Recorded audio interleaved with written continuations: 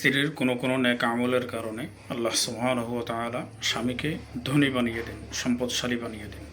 আবার স্ত্রীর কোনো বদ আমলের কারণে স্বামীকে আল্লাহ তাআলা গরিব বানিয়ে দেন, ফকির বানিয়ে দেন। স্ত্রী যদি সংসারে নামাজি হয়, কোরআনে কারীমের তিলাওয়াত বেশি থেকে বেশি করে, দুরূদ এবং ইস্তিগফারের উপর আমল করে, ওই স্বামীর সংসারে সুখ শান্তি ফিরে আসে এবং ওই স্বামীর রুজি রোজগারের মধ্যে বরকত হয়। আল্লাহ তাআলা দ্রুত তাকে ধনী বানিয়ে দেন। আর যে স্ত্রী ঠিকমতো নামাজ পড়ে না, কোরআনে কারীমের তিলাওয়াত করে না, জিকির আজকার তসবিহ তাহলিল কোনো কিছু করে না, বেপরদা চলাফেরা করে, স্বামীর হুকুমের অমান্য করে, ওই সংসারে আল্লাহ সুবহানাহু ওয়া তাআলা সুখ শান্তি এবং বরকতকে উঠিয়ে নেন। স্বামী দিন দিন গরিব হতে থাকে, এক সময় স্বামী ফকির হয়ে যায়।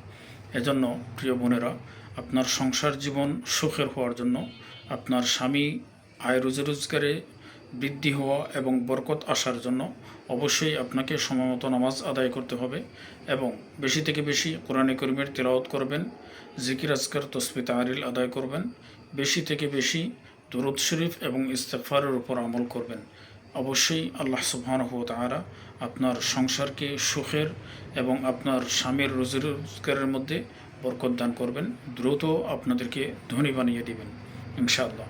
আর যদি আপনি নামাজি না হন, বেপরদা চলাফেরা করেন, তাহলে দিন দিন আপনার স্বামীর ইনকামের মধ্যে বরকত কমে যাবে, ফকির হয়ে যাবেন। আল্লাহ তাআলা আমাদেরকে সঠিক বুঝ দান করুন।